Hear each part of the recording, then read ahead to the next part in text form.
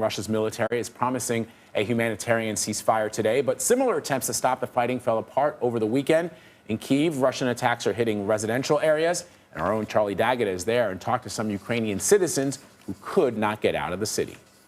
He headed to the northern outskirts of the capital, to a suburb that has come under heavy bombardment, a new front line in the Russian offensive. You can see the incredible damage that's been done here from Russian artillery. Now, this is just a residential home in a residential neighborhood, no military target. And these are the areas that are coming under attack just outside the capital itself now, which has caused so many people to flee in anger and in fear, even as they're coming under attack. We're hoping to visit the hospital where dozens of people have been treated. They are literally shelling residential neighborhoods with weapons that aren't directed, and wherever they land, they land. Families who could escape have already fled. Those who could not sought shelter at a children's holiday camp, which is where we found Tatiana, the deputy manager, in a state of shock. Are you going to be okay? Yeah. Are you sure? Yeah. You look very frightened. It's first time that I have cries. First time for the 11 days. Sorry, emotions. I'm a woman. Please help us, I ask you. Next could be here. I ask you, go down. Go down. We did go down where we found the elderly and young children hiding out, even as thunderous explosions rang out. They tell us it's been so ferocious, the ground shakes. They check each other to see if they're still alive after each explosion. We had to wait for a break in the shelling ourselves to make our way to that hospital. Soldiers and civilians blindsided, unable to process the relentless bombardment, powerless to do anything about it.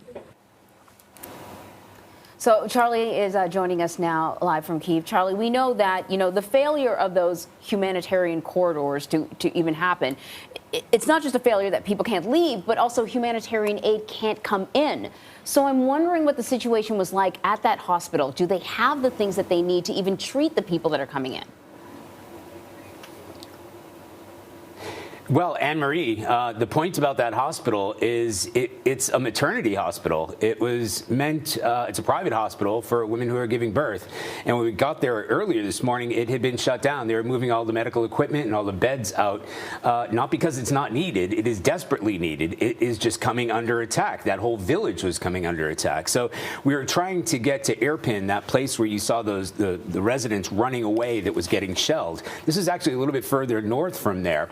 And we had, well, I say an escort. He was a firefighter who wanted to show us some of the damage there. And as we were driving through the neighborhoods, the whole place came under attack. It was the points behind us came under attack, in front of us. And I mean, like, a relentless bombardment. So we had to make our way back. We were trying to get back toward the hospital, and that's when we went to that shelter, which was just this kids camp. And we found Tatiana, who was in tears. She was clearly shell-shocked, and all those people hiding out in the basement. By the time we made our way back to the hospital, it was coming under attack itself on the perimeter. I mean, a few hundred yards away. And this is a heavy bombardment. I don't even think our pictures reflected what was going on there.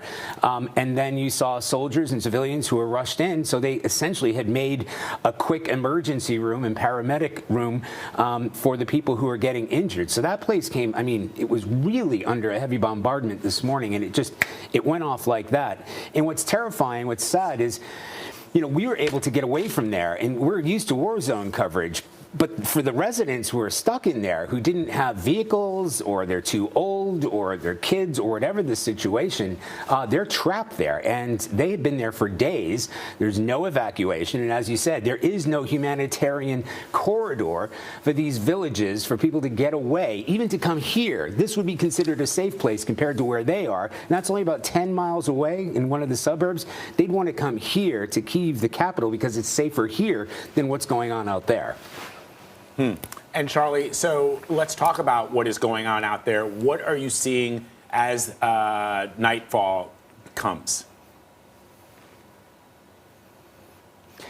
Yeah, well, Vlad, what's happening now, we used to drive out. It would take us some time to get to the front lines. In fact, it used to take us a flight, and I'm only talking just a week and a half ago, to get to the front lines in eastern Ukraine, where, Russian separatists were fighting Ukrainian forces. Now, that was maybe a 10, 15-minute drive outside of the capital. And as you go outside the capital, you see a huge amount of Ukrainian forces who have set up checkpoints. They're digging in, very well prepared. I mean, they look professional, they look confident, they look ready for the fight.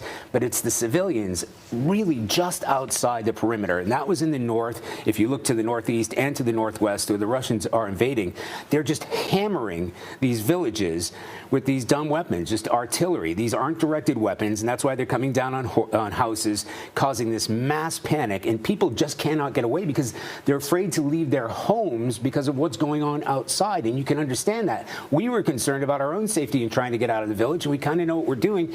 They were trapped in there. Maybe they don't have a vehicle, and it's now encroaching along the outskirts of the capital. And that's why we're seeing a real concern here, and anger. I have to say that too, anger.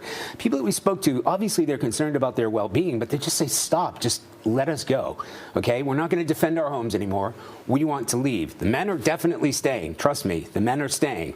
The women and children, the elderly, they're just begging for evacuation. Please get us out of here. They don't have the manpower or the transportation in order to provide a safe exit for the people who are now being encroached on the suburbs. Again, Mariupol, you've seen these places in the port cities. Now we're talking about the suburbs, and they call them satellite villages around Kyiv itself in the capital.